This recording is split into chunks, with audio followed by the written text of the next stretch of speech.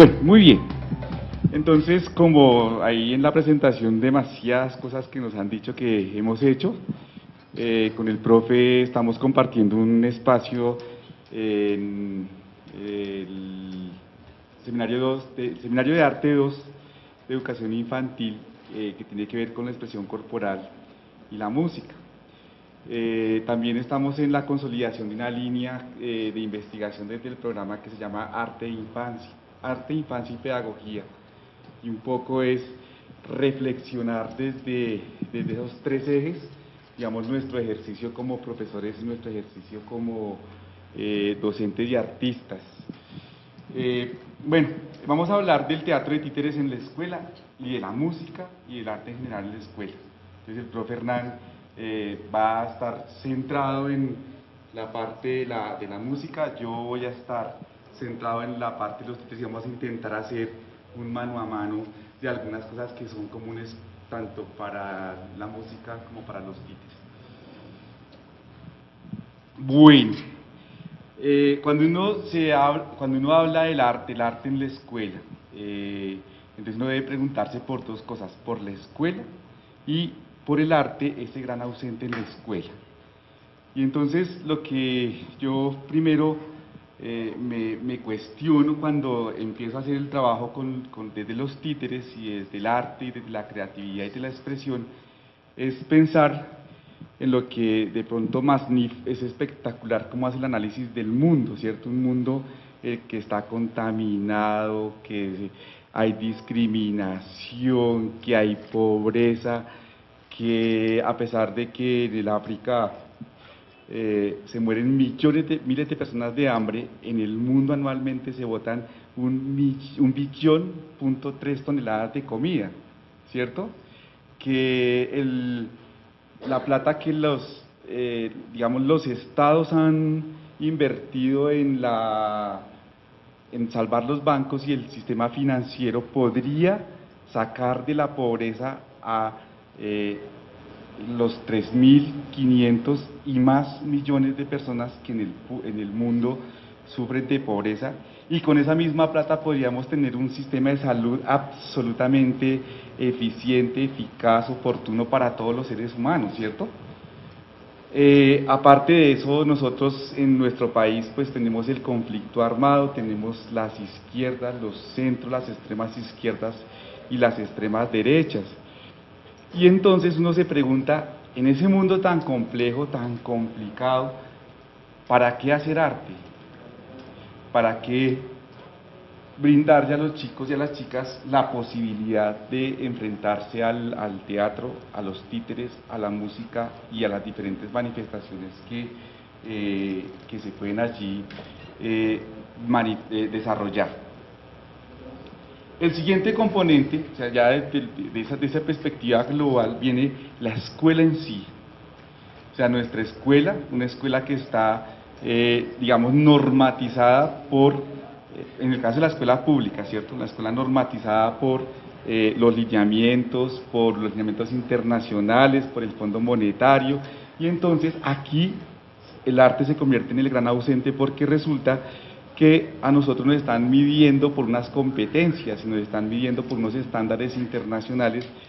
Y Carlos Millán decía cómo el arte no entra dentro del espacio de la escuela y de la escuela pública, aunque sea un área obligatoria del currículo. Y lo explicaba muy sencillo. Resulta que dentro del sistema neoliberal todo se convierte en negocio. Y entonces cuando usted busca el arte, entonces el colegio a usted le coloca el colegio con énfasis en educación artística y a usted le están cobrando por ese servicio agregado que le están dando. Y entonces si usted no es estrato 3, 4, 5, 6, no tiene acceso a esa manifestación. Y digamos que eso por un lado. Por otro lado, eso responde a una mirada del mundo, de quienes han construido la escuela. Bueno, y lo peor de todo es que donde hay arte, la mayoría de profes, digamos en el caso de las artes plásticas y entonces se convierte el arte en una manualidad. ¿cierto? Entonces, o en el peor de los casos, le entregan un libro con las fotocopias de un libro que está en la Panamericana que cuesta 5.000 pesos, bueno, no sé cuánto cuesta, y entonces lo fotocopia y lo entrega para que los niños rayen, ¿cierto? Y entonces coloree y entonces pone un sello, chic, chic, chic, chic. Y entonces en el siguiente año el arte se convierte en hacer unas cajas, y el siguiente año de pronto una que otra mirada a la historia del arte, y eso sí el maestro es pilo. Entonces el panorama es absolutamente desalentador. Bueno, y lo otro, lo peor, digamos, volviendo al problema de lo social, lo artístico no es importante porque no sirve para absolutamente nada. Bueno, desde la perspectiva de la racionalidad económica, ¿cierto? Y entonces, ¿quién quiere ser artista? ¿Quién quiere dedicarse a la vagancia de la música en este caso el profe Hernán, ¿cierto? ¿O quién quiere dedicarse a la vagancia de los títeres, ¿cierto? Y entonces, por ejemplo, cuando uno se encuentra en espacios académicos y le preguntan, Ramiro, ¿y usted qué hace? O no le dicen el nombre, sino ¿usted qué hace? Entonces usted dice, es titiritero. Y lo primero que hacen es que lo miran de arriba a abajo, ¿cierto? Esa es la primera reacción. Y la segunda pregunta es, oiga, ¿y de eso sí se vive? Y entonces uno dice, bueno, espere. Entonces uno contesta y dice, uno vive cantidades, porque resulta que el problema no está en lo económico, sino en lo que uno puede, a través del lenguaje de los títeres, construir y deconstruir el universo. Otro ejemplito, una chica de mi colegio, es una mujer, bueno, tiene todas las condiciones para ser una muy buena actriz, o sea, es bonita, lo único que no tiene es plata, o sea, es bonita, tiene talento, es inteligente, etcétera, ¿cierto? Y el papá dice, usted no va a estudiar teatro. Y ella me decía, alguna vez me decía, profe, yo quiero estudiar teatro, pero yo no quiero ser profesor como usted. ¿Cierto? Porque entonces ven también el oficio docente como si fuera una caída o una venida a menos, ¿cierto? Y bueno, la chica, el papá la obligó a estudiar criminalística, duró 2 meses y se retiró, y ella ahorita está haciendo absolutamente nada con todo su talento desperdiciado. No sé, profe Hernán, si en esta parte de la escuela su merced quiere... Bueno, respecto a la escuela, yo preguntaría de pronto aquí de los compañeros que están, ¿qué concepto tienen de escuela? ¿Cómo la pueden definir ustedes? ¿Cómo se puede definir la escuela? ¿Qué es escuela?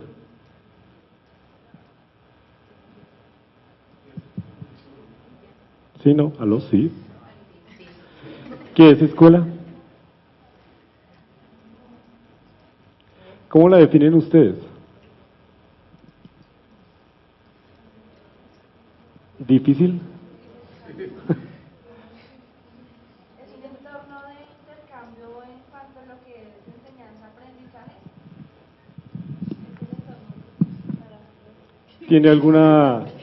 ¿Ese entorno tiene algunas particularidades específicas? Pues es en cuanto...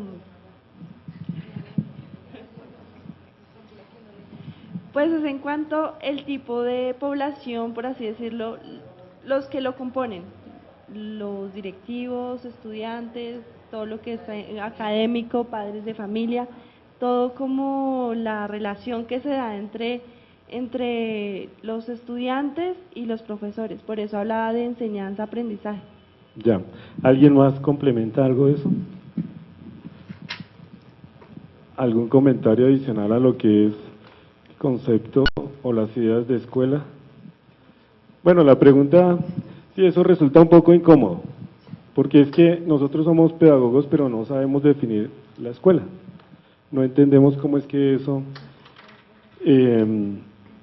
cómo definirla, o sea, qué palabras son las apropiadas. De pronto nos recurrimos siempre a esos procesos de enseñanza-aprendizaje. ¿Y dónde suceden esos procesos de enseñanza-aprendizaje? Hay algunos, ¿en dónde? Ah, bueno. Entonces, ahí empezamos nosotros a darnos cuenta que la escuela es un proceso que se da absolutamente en todo ámbito y en cualquier momento de nuestra existencia. Y lo que pasa es que en cierta forma nosotros hemos querido llevar la escuela, endurecerla alrededor de 4 paredes, ¿no? Entonces allá es donde se aprende, allá es donde usted va a lograr X o Y cosa, y la responsabilidad es solamente allá. Pero resulta que no hay tal cosa. No sé si alguien ha escuchado algo sobre educación expandida. Una propuesta que circuló por ahí un tiempo y se hablaba, de pronto por ahí hay un video sobre educación expandida y se hablaba acerca de que usted se educa en cualquier momento y en cualquier lugar. No es necesario la academia, ¿sí? Ese proceso, todo en cualquier momento se está haciendo. Entonces se rompen esas barreras de lo que es el límite zonal, el límite institucional, y entonces se empieza a uno a dar cuenta que efectivamente la escuela está en todas partes, y en cualquier momento tú puedes estar recibiendo la mejor lección de tu vida, no necesariamente tiene que ser la academia. El arte es una de esas puertas efectivas donde tú, es claro que aprendes en el ejercicio propio, no es el ejercicio del otro, no es el ejercicio que yo copio del compañero, no es la tarea que, ¿cierto? O sea, si el músico va a tocar, está en una evidencia solo. Si el actor, la persona que mueve el títere tiene que personificar, tiene que trasladar eso a unas ideas allá, pues es esa persona sola. El arte es una de esas posibilidades que lo obliga a uno a estar en una evidencia efectiva frente a los demás. ¿Sí? De pronto hay otras disciplinas del conocimiento que son un poco más laxas en eso, entonces de pronto el hecho de que tú aprendas a multiplicar, a dividir y estas cosas, depende de qué manera tú le des la visión a eso, seguramente se puede convertir en algo un poco más efectivo, pero puede ser que sucede como en los colegios, lo mismo, ¿no? Que en los mismos colegios se sienten las barreras del conocimiento, y eso ustedes lo han experimentado, porque el de física, la de química, el de no sé qué, sociales, etcétera, es la gente que se enconcha en unos caparazones que los endurecen, pero el de música es el bacano, ¿cierto? Y usted la pasa bien en música, pero lo que decía Ramiro, de pronto la mirada no está puesta en que yo voy a hacer, o es efectivo, y eso que ustedes también han experimentado, que la visión del arte ha cambiado en los últimos 15 años bastante. Se le ha prestado muchísima más atención a eso. Pienso que la escuela la construye uno a medida que va desarrollando experiencia. La primera experiencia que yo tuve después de que salí aquí de la universidad, con todo el conocimiento acumulado en la materia, ahí, entonces, pedagogía, Orff, Viles, Martenov, Dalcroze, o sea, toda la tenía aquí, la tenía clara. Y había estado haciendo prácticas y llevaba a feliz término la teoría aquella, ¿no? Y me salió un trabajo que era con el Instituto de Bienestar Familiar y la UNICEF. Casualmente hilamos poquito y casi que nos encontramos en esa época también con Ramiro. Estábamos como en sedes diversas, pero estábamos haciendo casi lo mismo. Esa vaina de que usted sale de aquí de la universidad con una guitarra y aprendió y no sé qué, sabe tocar piano y efectivamente la teoría de la pedagogía, entonces uno siente, bueno, ya es hora de conquistar el planeta. Esa concepción de escuela es ficticia, totalmente ficticia. Cuando te ponen en la calle El Cartucho con los 20 niños azotados, golpeados socialmente, totalmente vapuleados, empezando porque el cuerpo mismo rechaza, o sea, tú no te sientes capaz de entrar al sitio donde se habitan estas personas, te cuesta trabajo, huele mal, incomoda. No hablemos de que no es que somos humanos, es que nosotros sí, es la labor nuestra, sí, pero hay cosas que a ti te atraviesan sensorialmente que no te dejan ser. Entonces llegas a un momento en que dices, ¿y para qué necesito la guitarra aquí? ¿Qué canción le canto a los niños de la calle Cartucho? ¿La canción de Barney? ¿O Sol Solecito? ¿Cierto? con que, o sea, el discurso de la música pierde total sentido en ese momento. Tú puedes tocar, pero el mismo contenido de las canciones no tiene que decir algo, y en ese momento es absolutamente, en los niños, absolutamente entristecidos socialmente. Entonces sí hay unas variantes muy complicadas respecto a entender el concepto de escuela, y el arte se sumerge en ese limbo de que es una cosa casi, que es importante, porque es que lo curioso es que políticamente es una bandera interesante para mostrar, ¿no? Políticamente, por la cultura, por el arte, el reconocimiento nuestro, no sé qué, vamos a salir, están en los proyectos y todo ese cuento. Es importante para eso, pero a la hora de enfrascarnos en cosas más diminutas, pues se da uno cuenta lo que sucede con los programas, qué es lo que se ofrece, qué posibilidad tienen los profesionales una vez que se gradúan, qué dimensión social tiene una persona, porque todos estamos medidos dentro como profesionales, de eso no hay caso. En algún momento tú vas a sentir que te están midiendo y te están poniendo, lo que decía Ramiro también, o sea, ¿tú qué haces? Titiritero, ¿no? Yo, músico, ajá, ¿y qué? ¿Qué más? No, bien, chévere, ¿y qué toca? Yo primero, ¿qué toca? Toque algo, o sea, es el sentido del músico, sirve para divertir, pero ¿qué hay detrás de tocar una canción? Hay una serie de cosas que no todo el mundo las puede hacer, ¿cierto? ¿Qué hay detrás de manejar un títere? ¿Qué hay detrás de la persona que actúa? Son cosas que no son trivialidades, pero socialmente se ven así. La Banca Mundial también le pone claro a lo del uso del arte, ¿no? Lo estratifica, como decía. O sea, el arte es para quien lo puede pagar. ¿Quién de nosotros ha soñado comprar un Rembrandt, un Picasso? ¿Cierto? Eso nos parece. O sea, el día que tú lo puedas hacer, sí, el día que tú lo puedas hacer, estás fuera de totalmente de este mundo que nosotros conocemos. Pero seguramente sí nos hemos recreado viendo las obras. Afortunadamente el arte tiene eso de diverso, también. Arte y escuela y arte. Y en medio de eso está el sujeto, deambulando ahí. Y de esa manera también encontramos nuestras propias formas de entender lo que es ese juego de la escuela. Bueno, entonces, póngale cuidado, una escuela descontextualizada del siglo XVIII, XVII, o sea, cinco siglos de atraso. Unos modelos pedagógicos que son inventados en unas realidades que no aplican a nuestra realidad.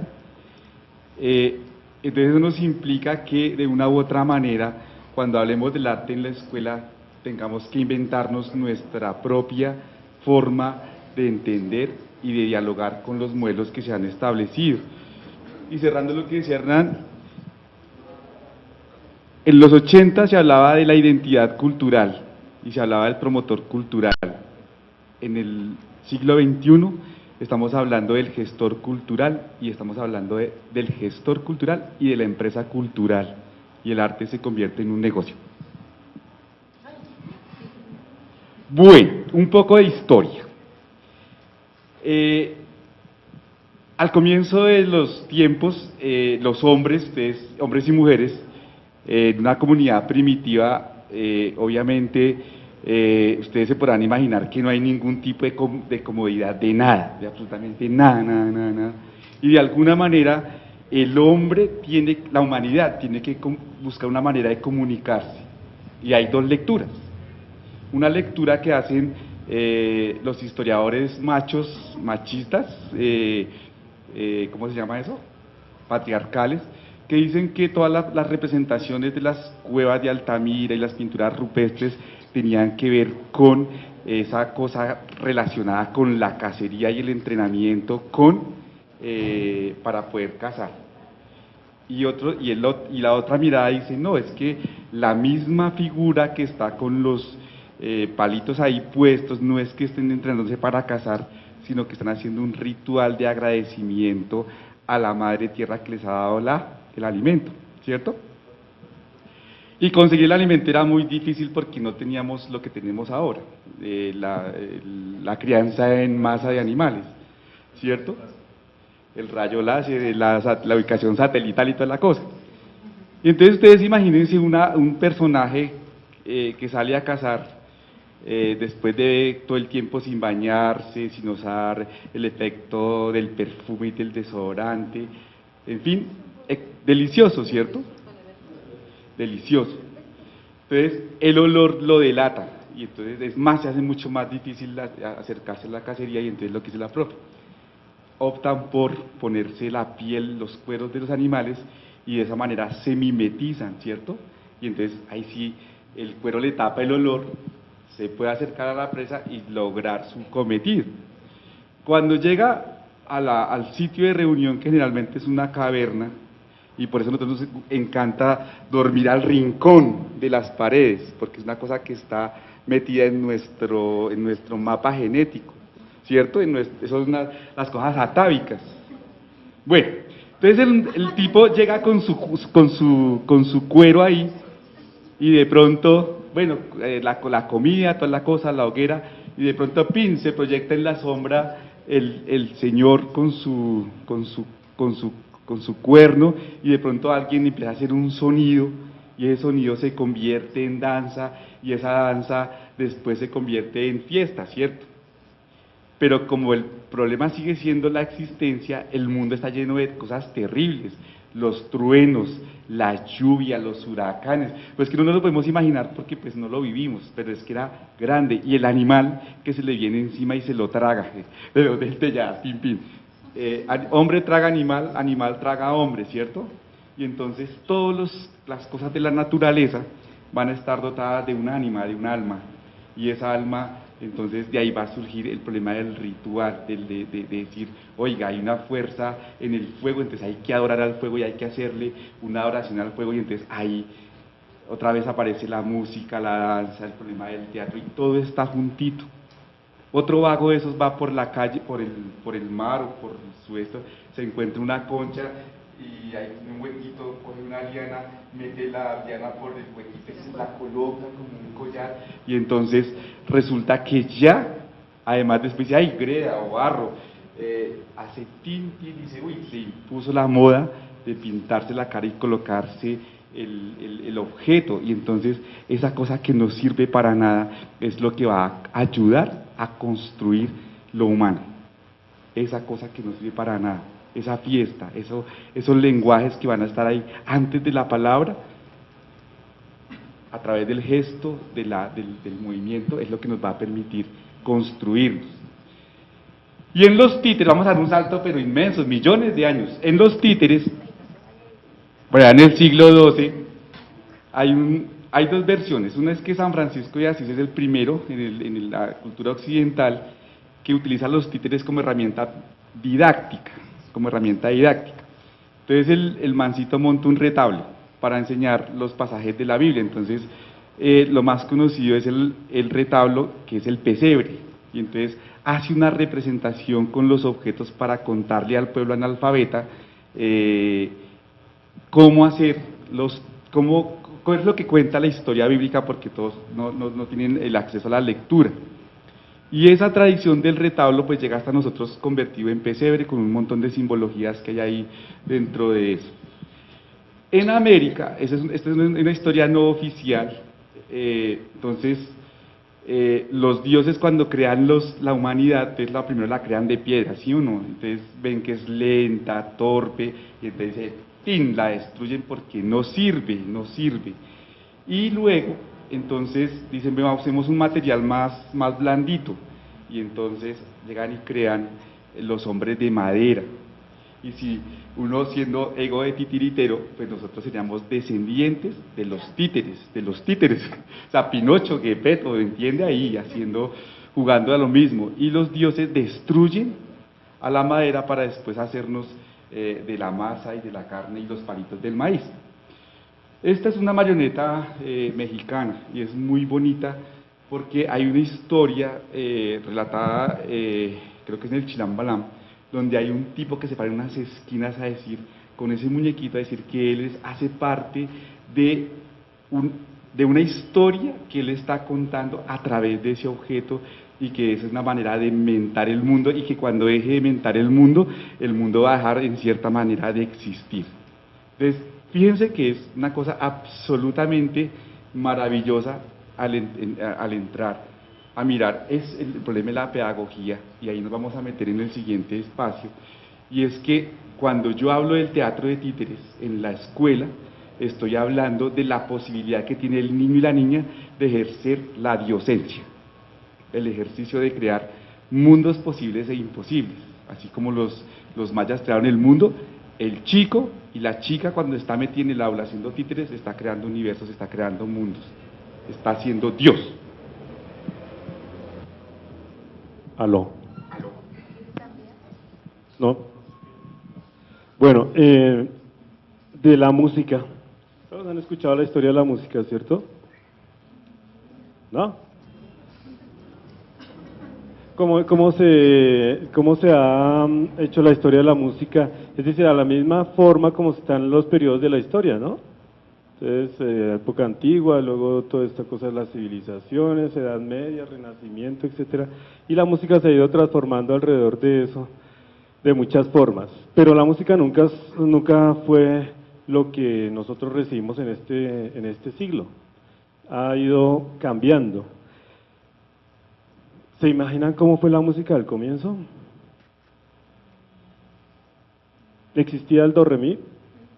Cierto que no, o sea, no existía nada de esto, no había cuestiones de afinación, eran cosas accidentales y un poco así improvisadas como las planteaba Ramiro. Igual, muchas cosas por accidente. Todos hemos visto la película de la Guerra del Fuego, ¿cierto? Y la película de la Guerra del Fuego nos habla un poco, nos describe como de esa forma como un poco torpe, como las comunidades que se iban conglomerando, iban asociando un poco de cosas y descubriendo otro poco de situaciones, y después iban compartiendo las cosas. Pues sí, o sea, definitivamente la música aparece en el momento en que el ser humano empieza a buscar lenguaje. Ese es un primer elemento musical, porque todo idioma es un canto. No hay forma de que tú no te puedas comunicar si no aprendes el canto del idioma nativo, ¿cierto? No hay posibilidades. Y todos los idiomas no suenan de la misma forma. De hecho, son canciones distintas. No es lo mismo escuchar el ruso que el chino, ¿cierto? Todas son diferentes, son músicas distintas. Y es lo primero que uno aprende, simplemente porque naturalmente es así. Si te quieres salvar, pues obviamente tienes que empezar a comunicarte, y la forma es pues acceder al idioma nativo. De hecho, hay un autor y hay un método de música que se llama el método Suzuka, ¿sí lo han escuchado?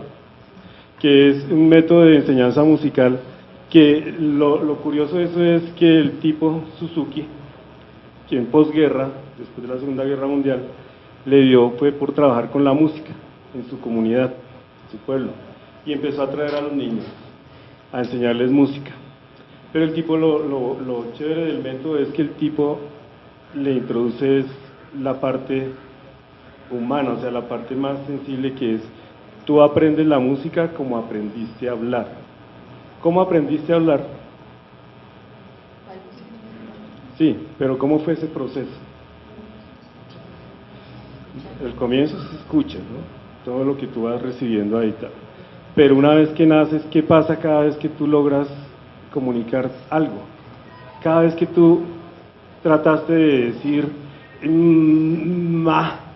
inmediatamente se le botaron y le tomaron fotos del aplauso, lo abrazaron, lo echaron para arriba, llamaron a la abuelita, al tío. Digamos que en condiciones normales eso llegó a suceder. ¿Qué pasa la primera vez que dice mamá? Pues peor, hubo lágrimas y todo ese tipo de cosas. Y el papá pues también, ¿no? En términos normales, porque es que no es todas sí, pero la cosa más o menos sucedió así. Es decir, el idioma se aprendió fue gracias al estímulo emotivo. Si te hubieras dicho mamá y nadie te pone cuidado, ¿qué hayas hecho? No hayas a repetir eso. Tú llorabas porque recibías inmediatamente atención. Y definitivamente aprendiste a hablar rápido, fue a costa de eso mismo. Entonces el tipo dijo, pues yo enseño la música de la misma forma, a mí no me interesa que sepan do, re, mi, fa, sol, la, si, do, ni nada de esas cosas, sino que el niño esté bajo un esquema de afecto muy apropiado. Entonces él pedía, imagínense posguerra ya Japón y esta cuestión. En medio de todo eso que había sucedido, el tipo lo que hace es traer al hijo con la mamá a clase. Esa es una primera cosa que se hace. Viene el hijo con la mamá, se sientan a la clase y la clase empieza a suceder, pero también la mamá tiene que tocar el instrumento. Lógicamente los resultados no van a ser los mismos. Y cada vez que el niño logra tocar una melodía, ahí hay premio del maestro, de su mamá, y el mismo niño se va sintiendo de esa forma. Los resultados fueron absolutamente absurdos. O sea, absurdos en términos de aprendizaje efectivo. Los niños no te sabían, claro, ya posterior accedían igual a codificar las notas y aquellas cosas, pero era un proceso después. Nosotros aquí lo hacemos al revés, muchas veces lo hacemos al revés. Y sucedió que el tipo logró sacar niños que te tocaban a ti conciertos completos de memoria. Y tocar un concierto es como aprenderse un libro de 1000 páginas de memoria y recitarlo. O sea, todas las notas ahí. Eso lo hacen bastantes músicos. Pero lograr aquellos niños de 5, 6, 7, 8 años que hicieran en conjunto y tocaran conciertos, eso fue una cosa fabulosa. Pues lógicamente los americanos inmediatamente trataron de implantar el método Suzuki en Estados Unidos y fracasó. ¿Cuál es el motivo del fracaso? ¿La bomba? No, la bomba. Sí, contexto. Pero ¿qué creen que sucedió en Estados Unidos con esto? Ellos dijeron, vamos a sacar concertistas aquí por un montón a lo loco, porque es que por ahí hay videos de eso de los conciertos de Suzuki y no eran 10 niños, era un estadio completo tocando todos violín, súper bien, ¿sí? Pues no sucedió porque los americanos, al igual que nosotros, esa estructura occidental es que tú quieres que los niños aprendan a tocar instrumentos, pero allá en la escuela, en las 4 paredes, y yo no tengo, yo los dejo en la puerta y aquí las vengo y los recojo. Y eso que hay veces se le hace a uno tarde para ir a recoger al niño que está recibiendo la clase de guitarra. Entonces fracaso total, no sirve el método allá, porque la cuestión es a través del mismo afecto de la misma situación. Entonces, para entenderlo de la historia de la música hay que entenderlo desde el mismo lenguaje. Nosotros aprendemos de esa manera y nosotros lo tratamos de desarrollar también como una manera de comunicarnos. Todo sucede a través de los periodos de la historia. Ustedes saben que hay unas épocas que son muy marcadas, antes de Cristo, después de Cristo. También tenemos la parte de lo que eran los dioses griegos, había también todo ese tipo de la diosa del arte, de la música, Artemisia, todos esos personajes que hacían como imaginar todas estas cosas que sucedían. Y posteriormente a eso viene todo el desarrollo. En el momento en que la música se vuelve ya muy formal, es cuando los instrumentos se empiezan a consolidar y empiezan a haber un código para atenderlo. Lo primero que sucede es cuando se organizan los códigos, más o menos, está en comienzos de Edad Media, con un papa que se llamaba el Papa Gregorio, y empezó a escribir los cantos gregorianos, por eso se llaman así, ¿no? Los cantos del Papa Gregorio, que son los famosos cantos gregorianos que obviamente son de la iglesia y obviamente tenían que ver con la liturgia y la palabra divina y todo este cuento, y ahí empieza a codificarse aquellas cosas de los neumas que ahora se llaman figuras musicales, y el tetragrama que después se convierte en un pentagrama, y etcétera, y la afinación de los instrumentos y todo el proceso de evolución que hay. Entonces ya ustedes conocen a través de eso que pues esos ensayos que hicieron con la cuerda de los antepasados, con las tapas, con los cueros, etcétera, se convierte después en instrumentos de percusión, instrumentos de cuerda, instrumentos de viento y etcétera. Y hasta el día de hoy lo único que se ha modificado un poco es el avance de la tecnología que involucra como una nueva familia que se llama la familia de los instrumentos electrónicos, pero más entendido como la sintetización del sonido por medios electrónicos. Entonces, ustedes saben que eso ya existe por ahí bastante. Yo creo que ahí queda un panorama de lo que es como la historia de la música. Bueno. Listo, seguimos. Y ahora vamos a hablar como el títere como lenguaje. Decíamos anteriormente que cuando uno dice titiritero, lo miran de arriba abajo y le preguntan si vive o no vive y cuánto gana, ¿cierto? Y entonces resulta que cuando uno en el campo de las artes escénicas dice que es titiritero, el títere es considerado como un arte menor. O sea, es decir, que usted haga teatro dramático, de sala y de sala muy bien montada, entonces eso le da a usted un prestigio mucho más grande, y si de ahí usted hace televisión y hace cine, mejor dicho, usted ya es Brad Pitt. Pero ahí estamos igual con la música porque no es el mismo el concertino que el que toca el gremio. Eso está también estratificado. Claro. Entonces, bueno, y entonces, por ejemplo, nosotros en la Edad Media, Edad Media, Renacimiento, siempre hemos estado articulados con en el rebusque. Entonces, por ejemplo, en las plazas, por allá al siglo XIV, llegaban a hacer las presentaciones, y entonces los titiriteros estaban aliados con los ladrones. Y entonces, mientras el uno estaba haciendo el show, el otro le estaba sacando el bolso al público, pues estaba enamorando a la doncella de... ¿Sí o no? sí, ¿Se acuerdan de eso? Que andaba con las... claro.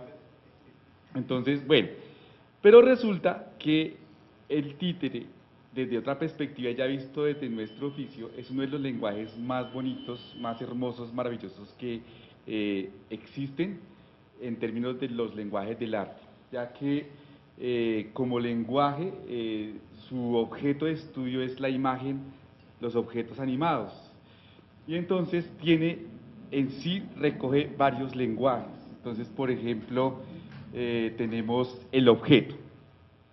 Y para hablar del objeto, a mí me gustaría preguntarles, dentro de sus carteras, ¿ustedes qué objeto significativo tienen? No, ese es otro, ahorita ese es otro. No, significativo. Resulta que nosotros los seres humanos, y una especie de aves en el África que nunca me he dado la tarea de volver a investigar, ¿cómo se llama? Somos los únicos seres que coleccionamos cosas, ¿cierto? Y entonces, por ejemplo, cuando usted está en una cafetería y el novio o la novia le escribe el nombre o una cosa, el teléfono en la servilleta y le pone un tricito de perfume, usted dobla la servilleta, la mete en la billetera y la guarda por siempre, jamás. Y si es el primer amor, nunca se deshace eso por más que le peleen los 50 enamorados siguientes, ¿cierto? Bueno, entonces, ¿ustedes qué elementos pueden tener ahí, por ejemplo, que rápidamente nos cuenten? Así, o sea, que signifiquen algo. De lo más común es los jordanos hediondos que les compran en San Vitrino a las muchachas y los guardan y dicen, ay, es que me lo regaló mi amor, mi vida, mi corazón. Bueno, fotos también. O sea, es decir, cuando uno habla del objeto dentro del... Bueno, uno tiene manillas, tiene la foto de ¿quién? La foto del novio, se me sé que tiene ahí en la billetera, el dólar doblado. No, pero es que ese va para ahorita, ¿sí? Bueno, en fin. Por ejemplo, muchos guardan la cobijita del bebé, y entonces uno la guarda para que lo acompañe toda la vida porque es muy especial. Las mamás guardan el ombliguito, las uñas, etcétera, ¿sí? El azabache, ¿sí? Bueno, y esto tiene una explicación ilógica, y es que resulta, y Alejandra me ayuda, me corrige, los surrealistas, cuando hacían sus creaciones y los que vivían cerca al mar, ellos salían por la calle, por la playa, y entonces iban recolectando objetos, y ellos decían es que nosotros no recolectamos objetos. El objeto tiene un alma y esa alma se conecta con mi propia alma, entonces el objeto me conquista, yo recojo el objeto y con ese objeto después atravesado por mi emoción lo transformo en otra creación distinta. Y entonces ahí hablan del alma secreta de las cosas. Y el alma secreta de las cosas no es más sino el significado que usted le da al objeto. El Giordano, hay 50.000 traídos de China, pero el Giordano que le regaló su novio o su novia es único. ¿Sí? Es un poco como en Toy Story cuando está el personaje que es el protagonista de la historia, es el casquito, no sé cómo se llama, que cuando entra al supermercado se pilla que son millones, es lo mismo, es lo mismo, es lo mismo.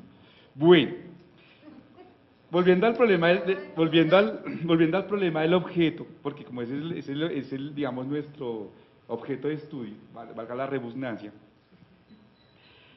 La segunda categoría de objetos que uno puede encontrar en la vida están relacionados con el doral dorado, o sea, todos los amuletos que uno carga para protegerse de los males del universo, ¿cierto? Entonces, usted tiene que, por ejemplo, ustedes que conocen así rápidamente, las monedas chinas, la ruda, las lentejas, los anillos de plata, el escapulario, tenemos la sábila, la herradura,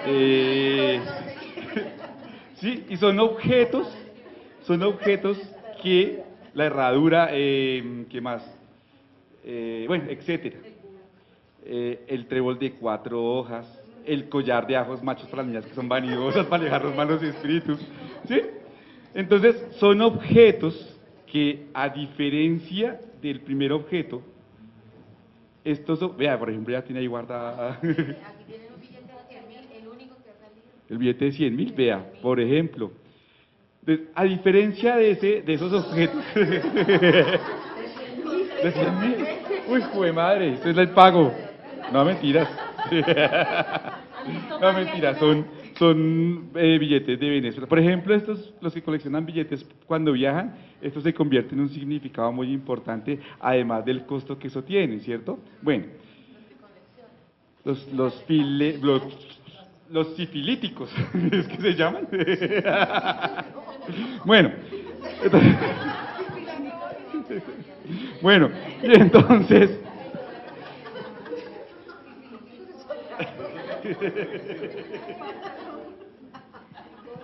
Perdón. Entonces, continuando con el asunto. Entonces, este segundo objeto, si ustedes se acaban de pillar, ya usted le ha dado una connotación mágica, religiosa, de protección, ¿cierto? Y hay un tercer tipo de objetos que ahora sí tienen que ver con los objetos mágicos que realmente existen en la humanidad.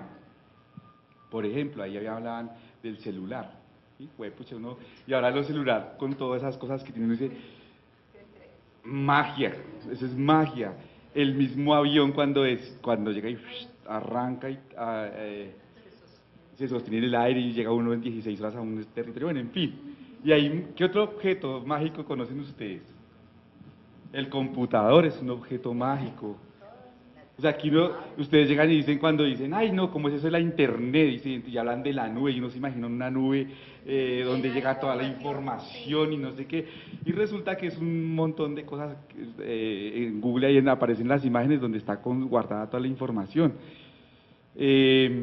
Está el hecho de la tarjeta de crédito, ¿cierto? Esa es mágica. Usted que, senos, chin, nalgas, carro, ropa.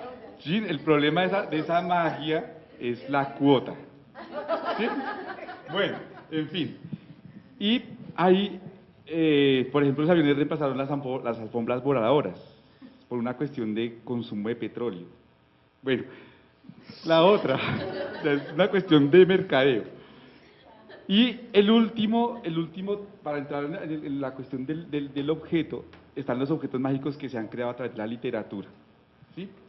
Y si ustedes se van pillando, el alma del objeto va logrando mayor complejidad. Y entonces, por ejemplo, hay un cuento de León Tolstoy que es bellísimo, de una ciudad que está en la inmunda de hambre, y entonces hay un señor que tiene 1 libra de arroz, o bueno, tiene arroz para él y para su gato, y entonces pone la olla a cocinar su arroz, y de pronto llega un tipo y le golpea, tan, tan, tan, tan, y entonces el otro llega y le abre y dice que si le regala un poquito de comida. Qué camello tan berriondo, porque no es que es que la comida de él y la del gato. Y entonces él entra ahí en un dilema ético, pero como el cuento tiene que ser así, el hombre tiene buen corazón, lo invita a seguir y comparten el arroz. Y él, el señor, al final de la historia, el visitante le regala 3 piedritas y le dice, cuando usted cocine el arroz, eche esas piedras. Y entonces, cuando él sale y prepara el arroz, envía el arroz y empieza a crecer y a crecer y a crecer, y entonces este señor tiene arroz para repartirle a los vecinos, tiene arroz, o sea, tiene comida hasta que llegan unos degenerados y se le roban las piedras. Y ahí inicia el cuento. Bueno, ese es muy chévere, o un pantalón, ese es un cuento de Rodari, 3 hermanos se quedan muertos, se quedan huérfanos, porque el papá se muere, ¿sí? Entonces, el grande, el mediano y el pequeño. Y entonces deciden, de tantas deudas que tienen, decide el chiquito irse a probar fortuna. Se va para la ciudad y en medio del viaje se cansa, llega a una posada, pide que si por favor le dejan dormir. Y le dicen que no hay camas, pero que allá en el último rincón hay un colchón que si él quiere, con mucho gusto se puede acostar. A la mañana siguiente, como es madrugador, él se levanta, se coloca su ropa, sigue su camino, y cuando se da cuenta es que tiene unos pantalones que no son de él, y mete la mano al bolsillo y ¡tin!, se encuentra un billete de 10.000 pesos. ¡Jue madre! Y mete la mano a otro bolsillo y ¡pin!, otro billete de 10.000 pesos. Y así cada vez que él mete la mano al bolsillo va a encontrar un billete. Y entonces, como este papá era tan ético y toda la cosa, les había enseñado a ser honrados. Y entonces el muchacho se devuelve a la posada y le dice al posadero que pues esos pantalones no son de él. Y le dice, pues no, aquí ya no hay nadie, pues ya que esos son suyos. Y el chino se devuelve feliz para su tierra y empiezan a pagar deudas, a comprar una que otra cosita. Y entonces el segundo dice, me voy a probar fortuna. Pasa lo mismo, llega a la misma casa, la misma situación, la misma cosa, se levanta, se da cuenta que su pantalón no es el que es, mete la mano al bolsillo y tiene un billete de 20.000. ¿Sí? Y lo mismo, tiene otro 20.000, lo mismo, se devuelve a la posada, no sé qué, dicen que nada, él se devuelve para el pueblo, ayudan a sus vecinos a hacer un montón de cosas. Y el tercero, se va para la ciudad también a probar fortuna.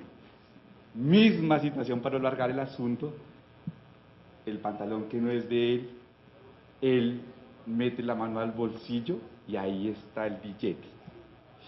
Y este loco empieza a sudar, porque dice, bueno, si mi hermano menor, que es chiquito, tenía 10.000, mi hermano el siguiente tiene el billete que es de 20.000, juepucha, mínimo uno de 50.000 o un cheque. Y efectivamente, ¡pin!, saca un papel, y un papel de cheque. Y el otro, más sudor todavía. Le da la vuelta y le dice, ya está bien, no seáis tan ambiciosos. Bueno, muy bien, sigamos. Hemos presentado el pantalón. Listo. Los títeres como lenguaje dentro de la pedagogía y dentro del arte tiene un componente muy fuerte visual. Yo iba a colocar plástico, pero sabía que me iba a regañar, entonces lo cambié por visual. O sea, tiene que ver con todo el elemento de la composición, el uso del color, las formas, los tamaños, las texturas, los materiales. Y a la hora de emprender un proyecto pedagógico con los niños es absolutamente bellísimo, porque usted a partir de los objetos, usted está desarrollando todo este campo. Muy bien, siguiente. Tiene otro elemento fuertísimo, que es el elemento corporal, desde la perspectiva de la expresión, tanto del entrenamiento como del uso del cuerpo. Siguiente, querida compañera.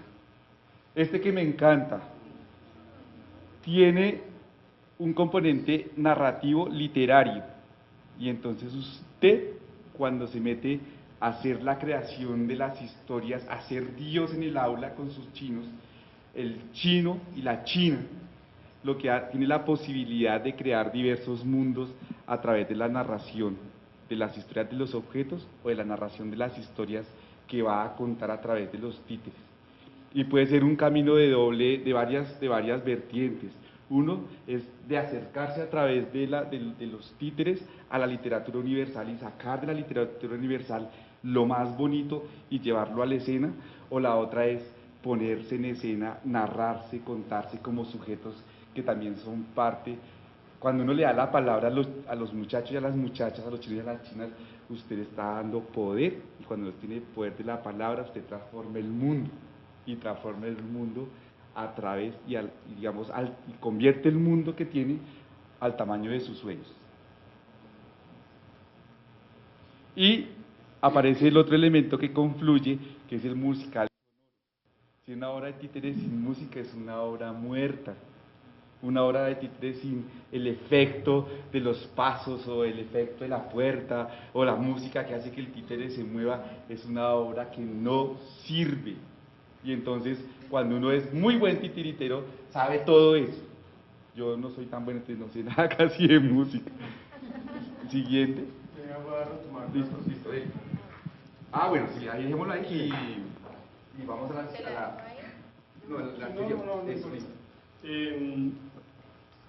Hablando de los objetos, ¿no? Y entonces yo creo que yo incluiría otro tipo de objetos, que son los objetos que nos constituyen a nosotros como sujetos, ¿cierto? Y que nos validan frente a lo social. Y entonces yo creo que ahí es donde vienen unas contradicciones bien interesantes. Hay cosas que nos constituyen y que nos hacen ver de cierta manera socialmente. Entonces tenemos acceso a cosas, de pronto el celular último modelo, de pronto tenemos el computador, más adelante podemos tener el carro, más adelante podemos tener el apartamento, más adelante sí. O sea, ese tipo de cosas son esos elementos que como que nos van representando y nos van dando ciertos niveles de apropiación, de haber dominado como ciertas cosas, ¿no? Como profesionalmente y todo lo demás. De hecho, la sociedad es tan cruel que a ti te lo exigen, ¿no?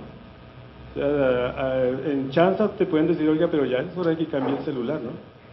Ya hay otros, ya cambiaron, cambie tal. O sea, entre chiste y chanza le van diciendo a uno, pero entre chiste y chanza también va saliendo, oiga, hermano, ¿y usted qué estudió? O sea, ¿qué está haciendo? ¿Dónde está trabajando? O sea, le están indagando socialmente a ver cómo está aquello. Entonces, pues usted, no, es que estoy comprando una motico, un carrito, no sé qué. Entonces, eso lo va constituyendo, pero ¿a quién se compró el carro? ¿A quién se compró la moto? Etcétera.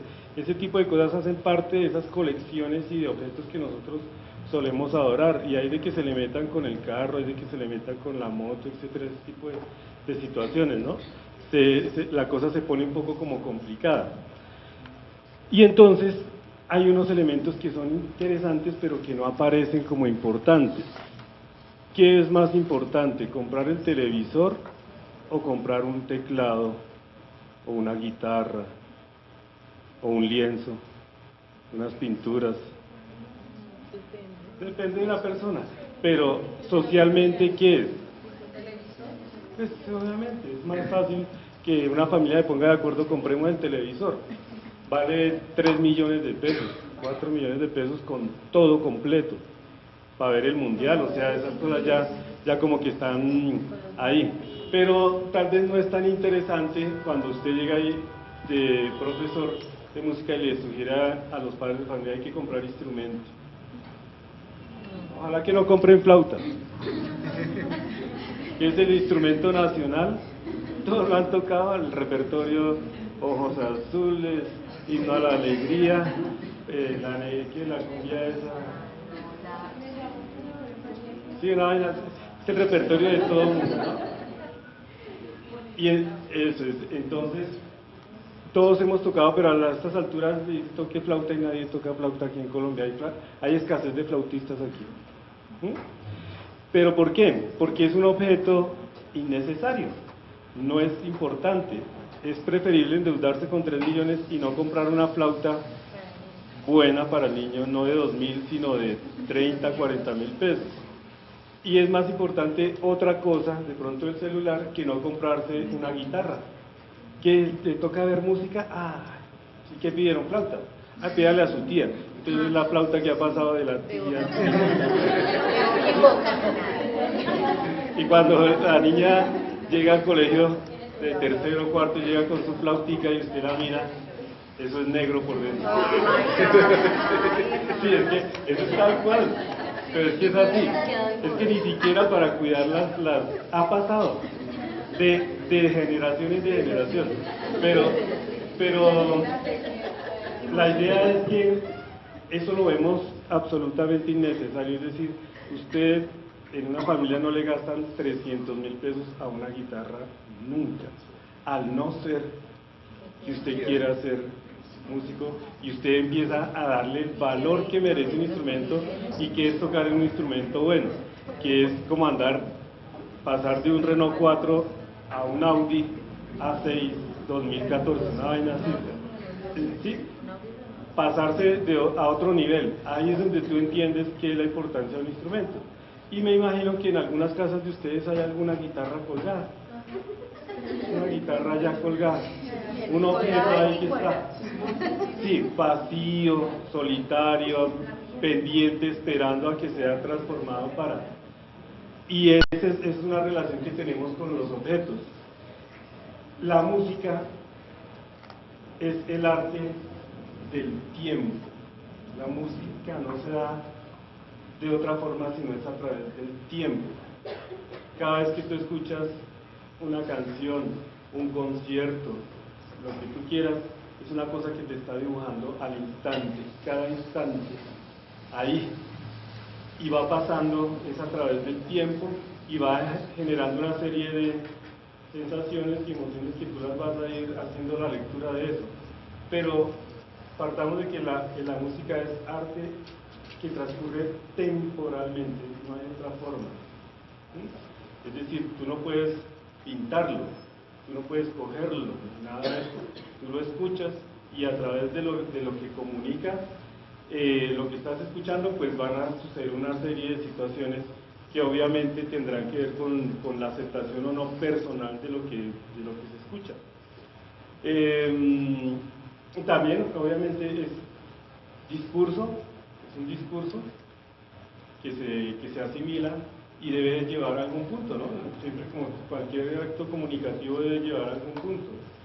De hecho, tú no te aguantas una canción que la corten a la mitad. Y si te gusta, peor, ¿no?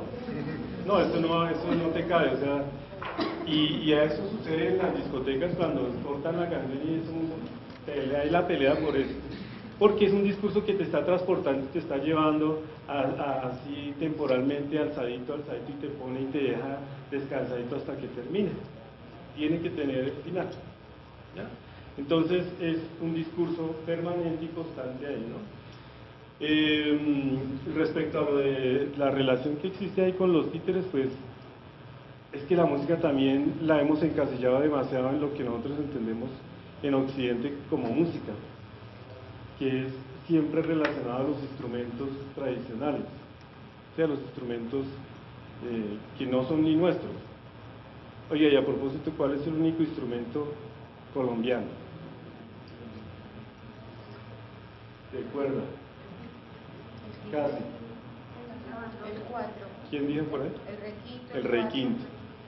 Un instrumento que se transformó aquí, se hizo aquí, realmente. Y casi nadie lo ha escuchado, ¿no? O muy poco lo escuchamos. Entonces, si aquellos objetos yo creo que hay que darles un cambio, tratar de mirarlos de otras formas y mirar de qué manera se puede uno acercar a la música. No necesariamente tiene que ser con el instrumento. La música tiene tanto poder y tanto alcance que tú solamente con que aprendas, porque hay que aprenderlo, a escuchar la música, vas a encontrar un universo suficiente como para pasar el resto de la existencia. No necesariamente tienes que tocar el instrumento, pero esto es igual que la comida. Si tú comes solo papa y carne, es decir, si escuchas solo vallenato y rancheras, pues te alimentas de eso. pero si tienes un buffet donde te ponen de todo, es bueno ir probándolo poquito a poco y conociendo, ¿verdad? Entonces ahí hay un lenguaje bastante grande e infinito. Y quedamos con creatividad. Vea, hay una cosa que es importantísima. ¿Ustedes imaginan una película de terror sin la parte musical y sonora? No es nada, nada.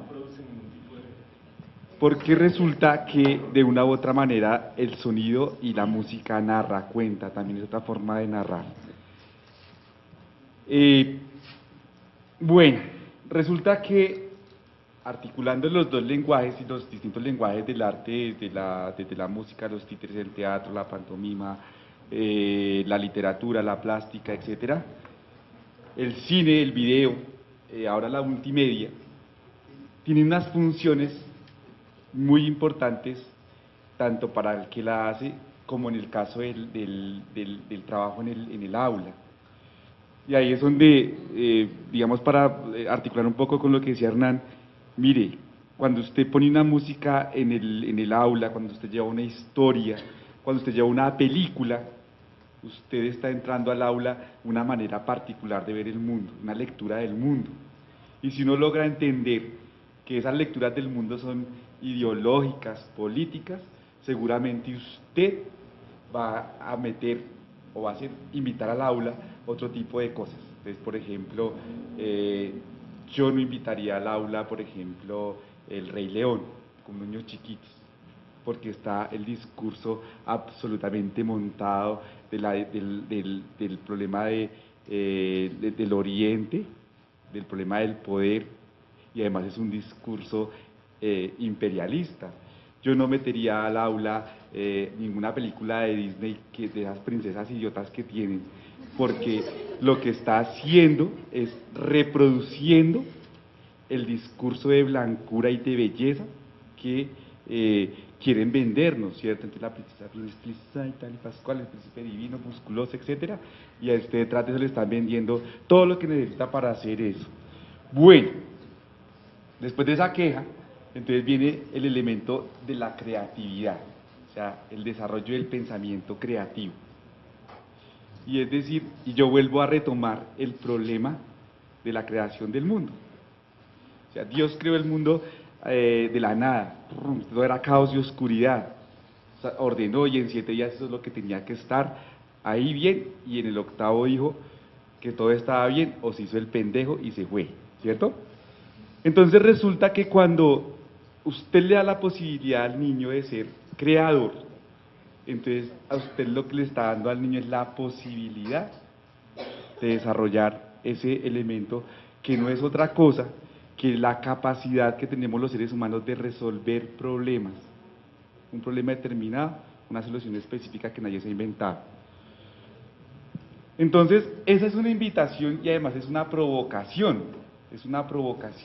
muy interesante, porque es que le está diciendo al niño y a la niña, invénteselo, hágalo, que es el discurso contrario a la escuela que le está diciendo, calque, rellene, responda a la guía, vea el video y conteste las preguntas, A, B, C, D.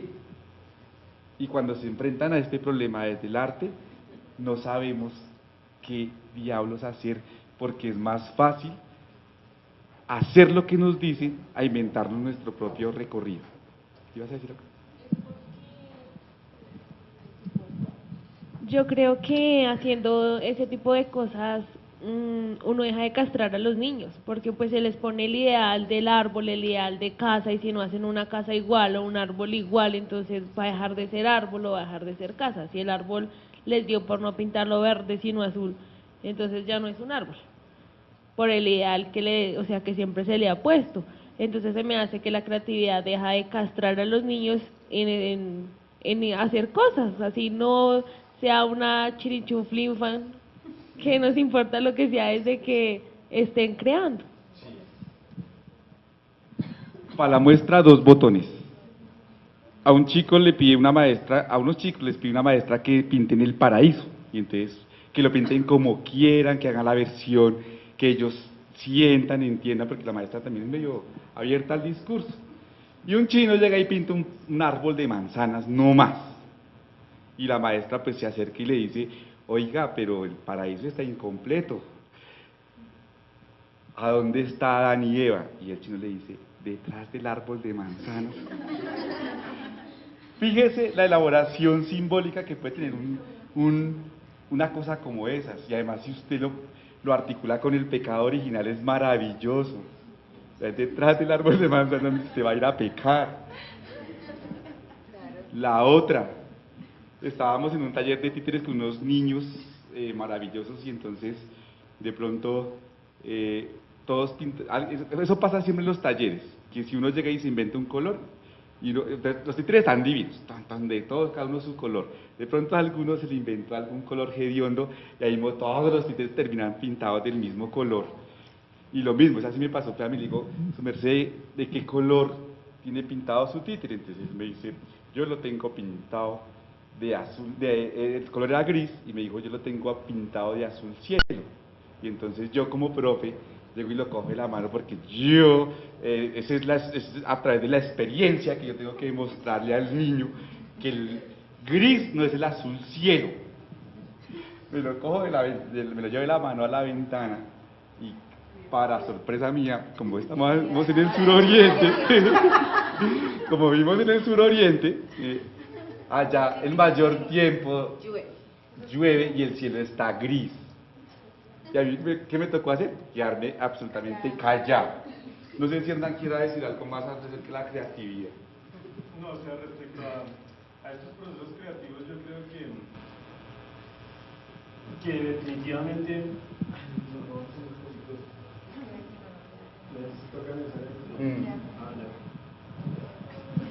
Bueno, respecto a eso, lo que pasa es que a mí me sigue costando cierta forma entender que la creatividad es un proceso más bien emocional, es una cuestión puramente sensorial, es decir, yo no concibo y no entiendo la vida sino es a través de las emociones, de lo que es los sentidos, porque definitivamente la creatividad genera todo eso. Cuando tú te conectas con algo, o sea, si tú te conectas con un libro, no importa que el libro sea así, ojalá, tú sientes el reto aún más grande, o sea, te sientes más chévere que el libro sea, ¿cierto? Cuando te metes en esos procesos creativos, todo el universo empieza a girarle a uno en torno a esas cosas. Entonces eso genera emoción, genera el asombro de querer uno llegar a un punto y seguir haciendo. El hecho de, por ejemplo, empezar a tocar un instrumento y empezar a sacar las melodías y aprender a desarrollar ciertas técnicas y que tú con la insistencia sobre ese trabajo logras ver que tú mismo vas progresando, pues son procesos puramente emocionales. Entonces considero que la creatividad es una cosa que está infinitamente asociada a los procesos sensoriales, puramente eso, gusto, tacto y todo lo demás. Ahora que les hablaba de la comida, es eso, o sea, uno tiene la posibilidad de darse gusto y casi por el temor, porque es que uno desarrolla más que todo este temor y es un problema grande para la creatividad. Uno no se arriesga. ¿Quién de aquí se ha arriesgado de pronto? Yo quisiera pintar, yo quisiera dibujar, pero usted siente que quisiera, pero no lo concreta porque eso involucra un gasto y de pronto eso va a ser como perdido el tiempo, etcétera. Cosas así.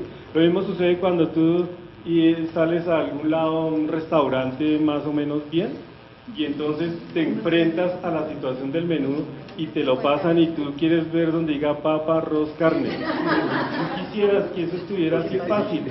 Y entonces depende del restaurante y te pasan unos nombres. No pidan y yo quiero lo mismo que ella o yo quiero lo mismo que él.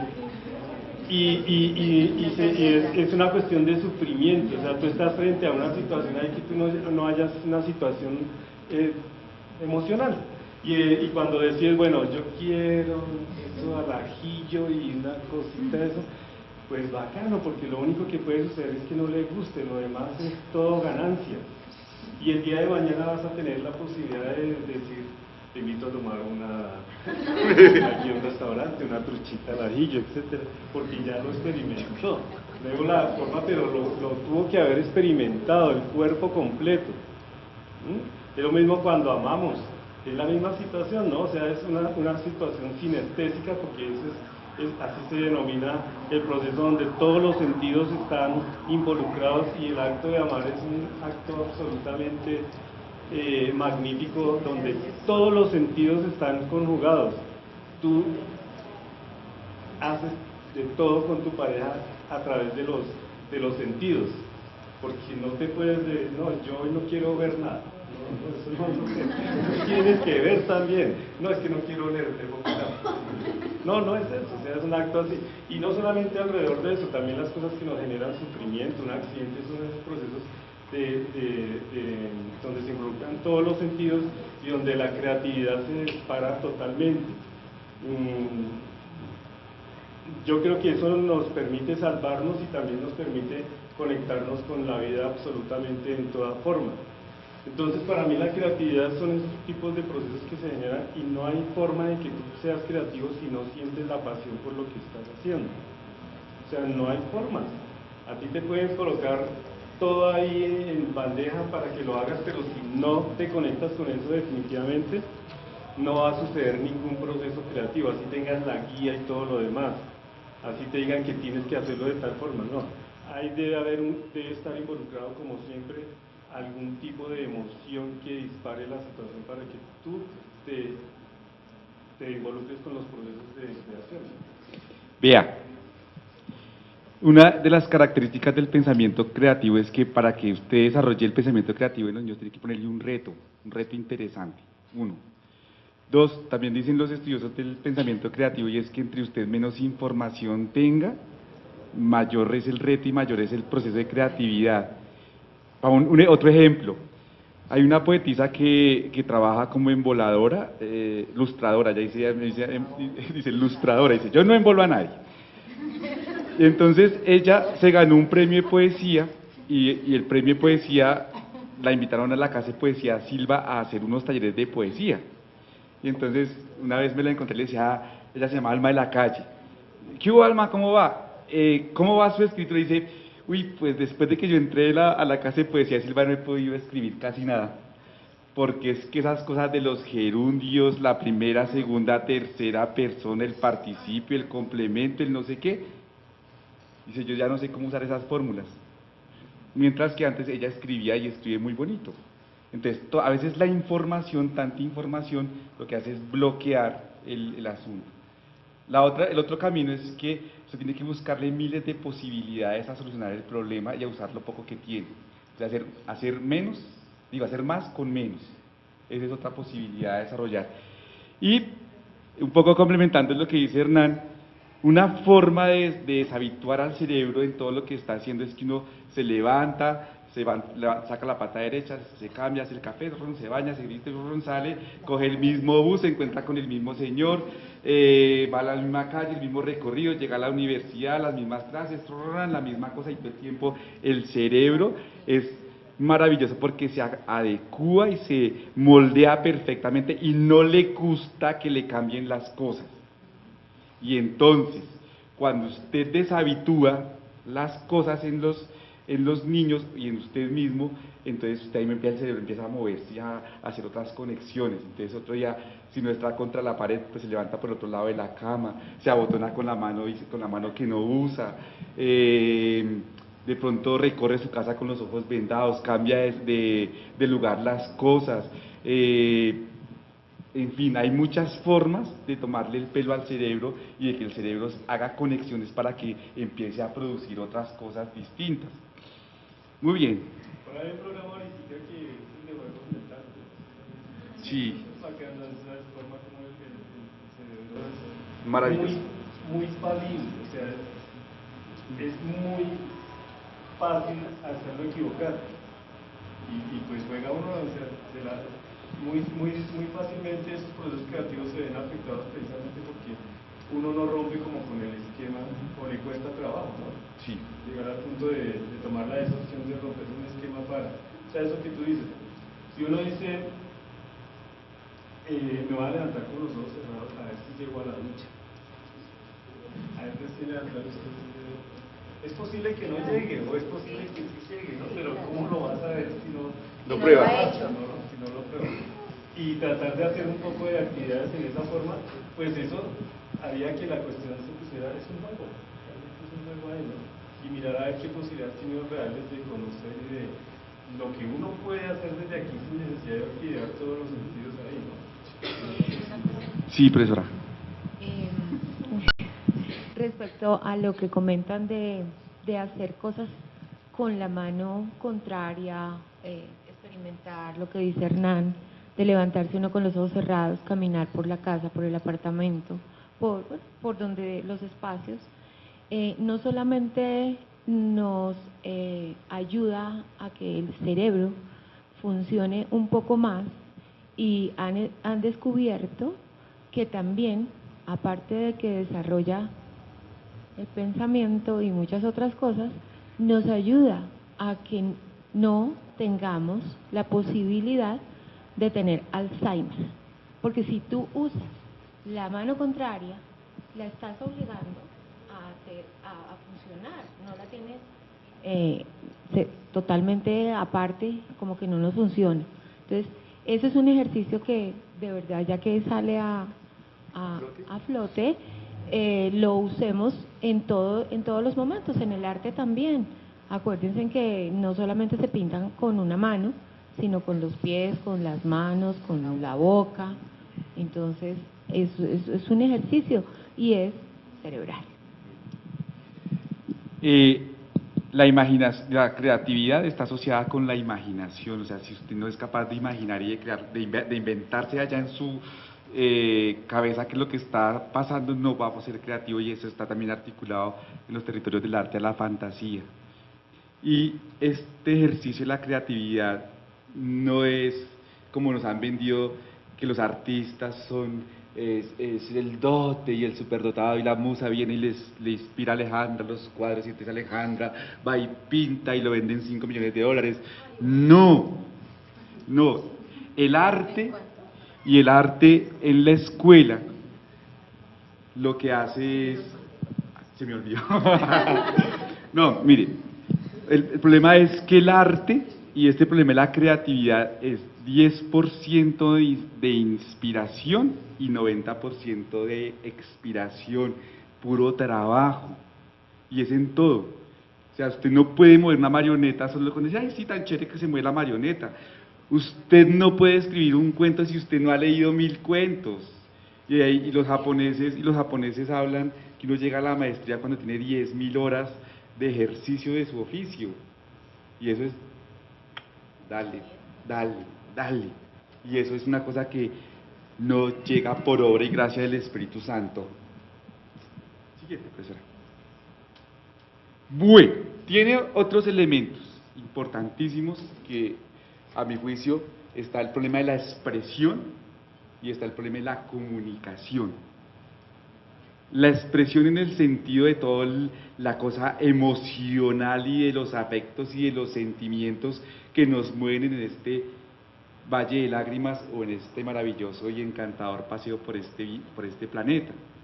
Y entonces el arte lo que nos permite es, a partir de esa cosa, expresar y ponerlo en un lenguaje metafórico y llevarlo a otro nivel.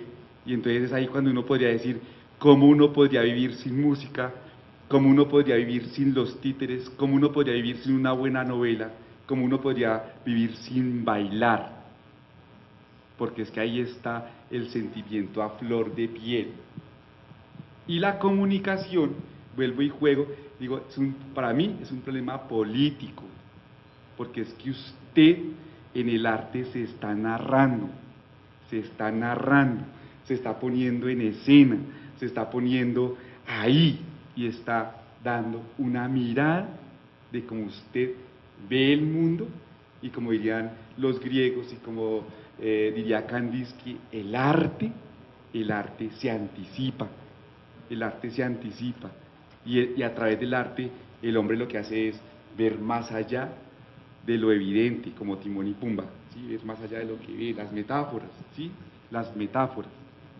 Y entonces ahí, por ejemplo, en el mundo feliz, este señor se inventa la clonación, que ahí se llama la propogronización, que es producir un montón de bebés en series. Y esa novela fue escrita como en el 50, algo así, y ya en el 2000 ya estaban haciendo los primeros experimentos de producir bebés. Julio Verne se anticipa al viaje a la luna. Este señor que estudió 1984 se va a anticipar a lo que hoy día es el ojo de Dios, la máquina de la visión que controla absolutamente todo. En ese momento se me escapa el autor, pero este señor llega y dice, es que han creado tanto un mecanismo de control, y entonces usted tiene cámaras por todo lado, en las cámaras en los centros comerciales, en las calles, en las avenidas, y si ustedes hacen el ejercicio, ustedes pueden entrar a las cámaras de las ciudades y ver en vivo y en directo cómo se desarrolla la ciudad. Y entonces eso en el pensamiento colectivo ha generado un elemento de control, de control de las actitudes. Entonces usted se comporta, usted no roba en el centro comercial porque alguien lo está mirando, ¿cierto? Y con los satélites y toda esa cosa, peor, porque ustedes en las películas de ciencia ficción ven cómo el satélite se acerca y le puede leer la marquilla de la esta, y eso pasa en la realidad, ¿cierto?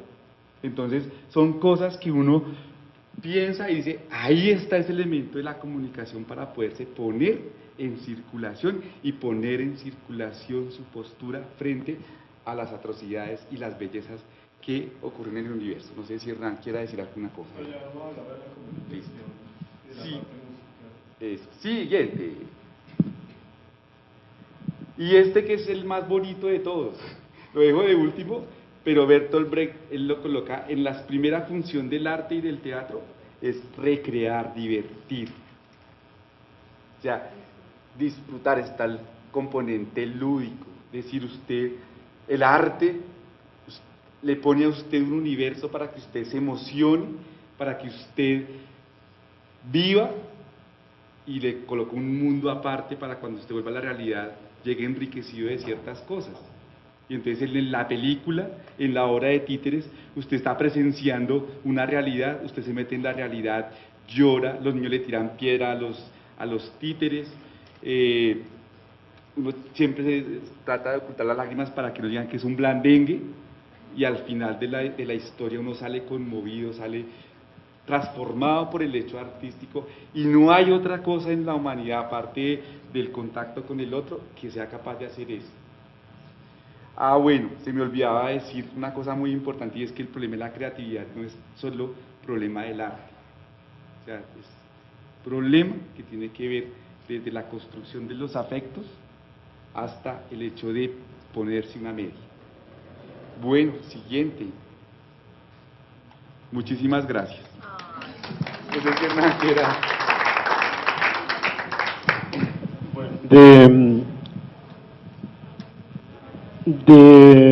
Respecto a los sentidos, quiero que se anote en un librito que lo escribe una poeta americana que se llama Diane Ackerman, y el libro se llama Una historia natural de los sentidos. Este librito yo creo que les da una visión, una historia natural de los sentidos. Es una lectura más bien sencilla, pero yo creo que nos pone a pensar un poquito en realmente lo que nosotros descuidamos sensorialmente y lo que dejamos de disfrutar por estar sosegados en medio de una tribulación tan pesada como es esta ciudad, donde todos los días a ti te dicen qué es lo que hay que hacer, y donde definitivamente lo que hacemos, como dijo Ramiro hace un rato, lo que hacemos es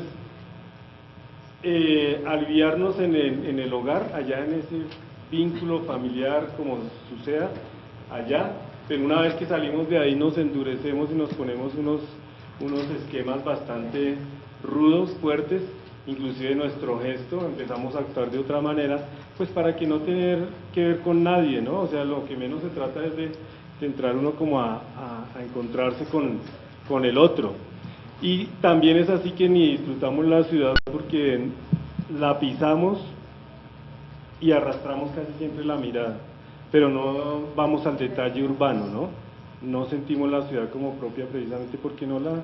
¿Cuántas veces habrán subido ustedes aquí por la 72 o habrán recorrido la 15? Muchas veces, pero no sé si han detectado la belleza de la 72, en su parte antigua y en su parte moderna, las cosas que hay alrededor del urbano, porque siempre nos estamos como cuidando del otro y tú tienes que caminar a cierto ritmo.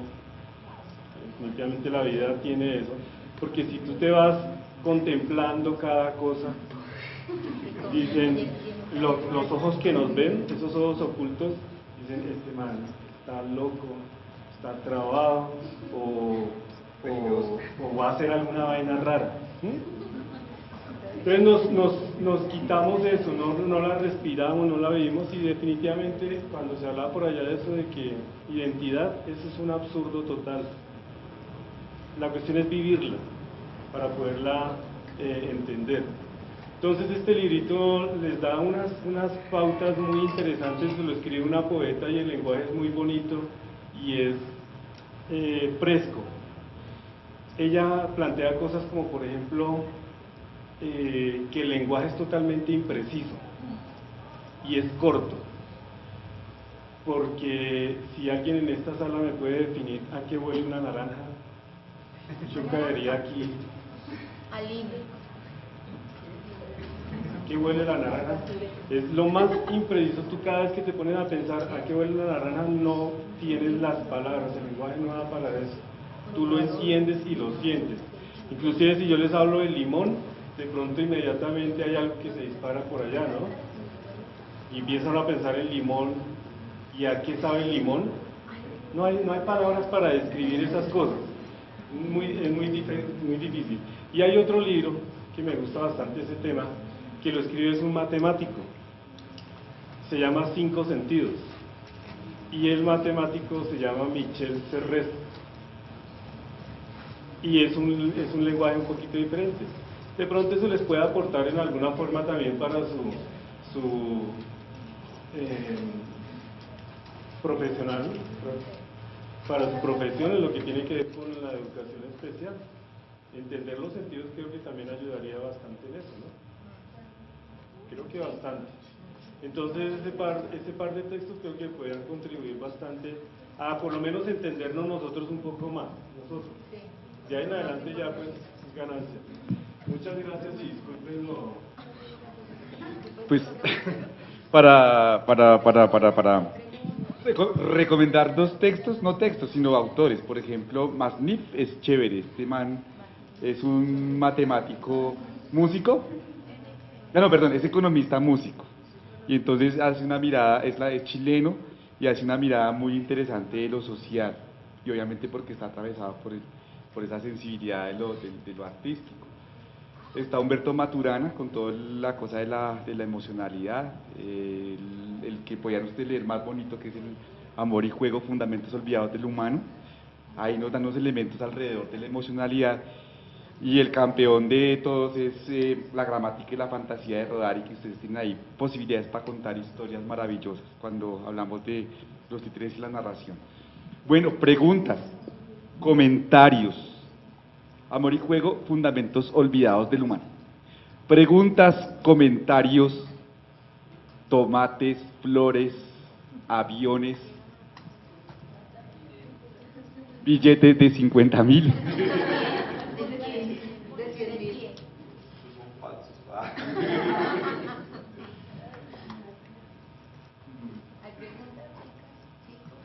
Preguntas, pregunten algo, si no...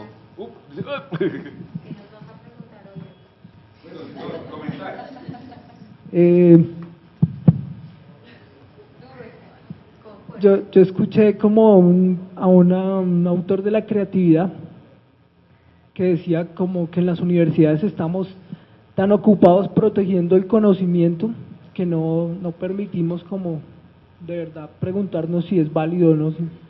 Entonces mi pregunta sería ¿cómo en la universidad los títeres pueden poner a jugar ese conocimiento también, ¿no? Sin pasar de ser un arte menor de pronto a darse cuenta que es una representación de muchas cosas en el mundo.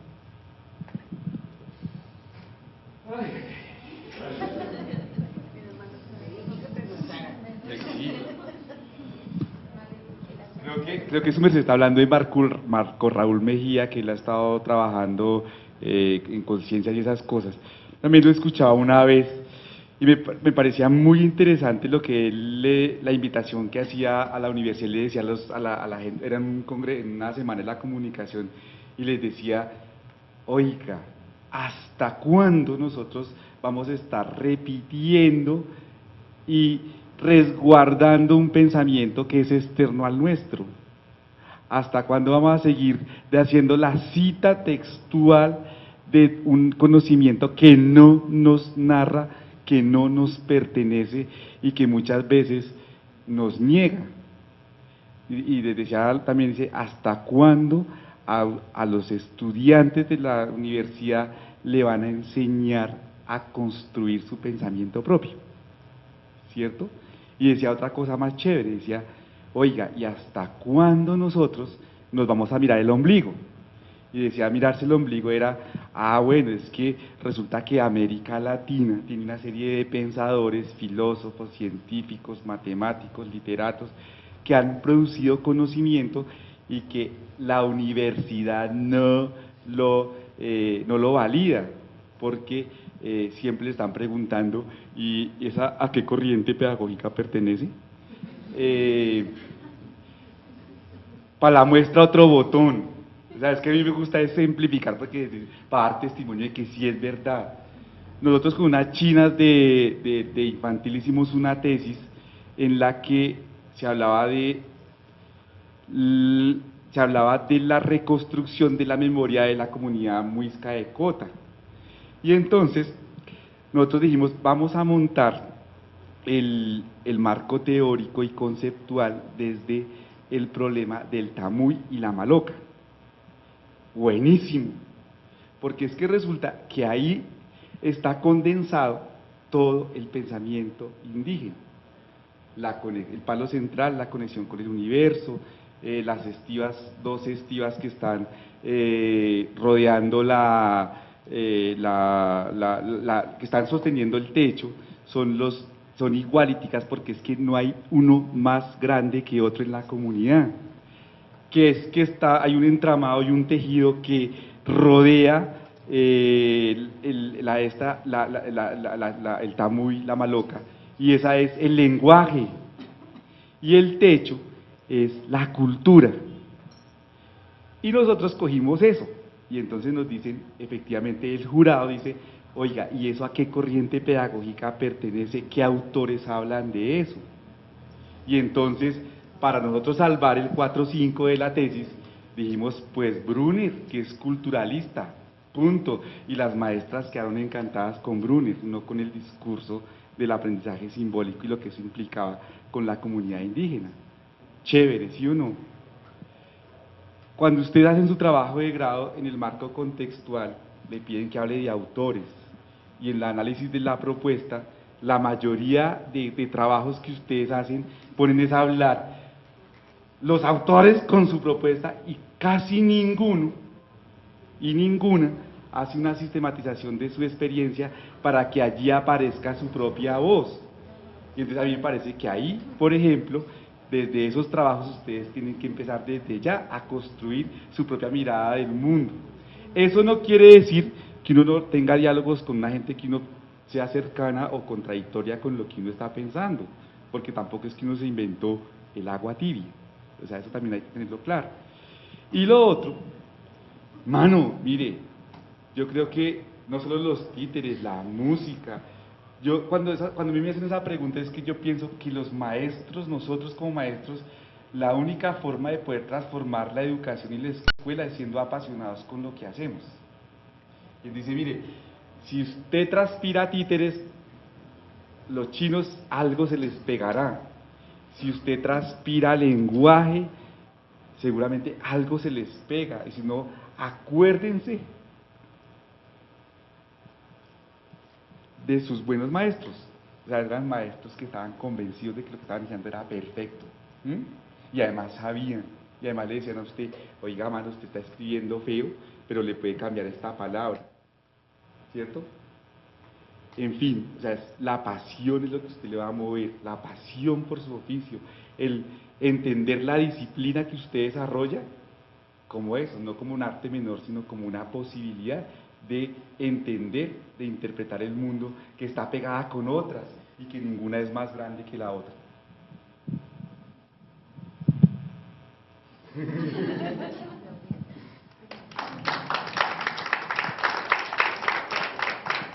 Bueno. Ay, no hay pregunta. Profesor Pedro, bienvenido.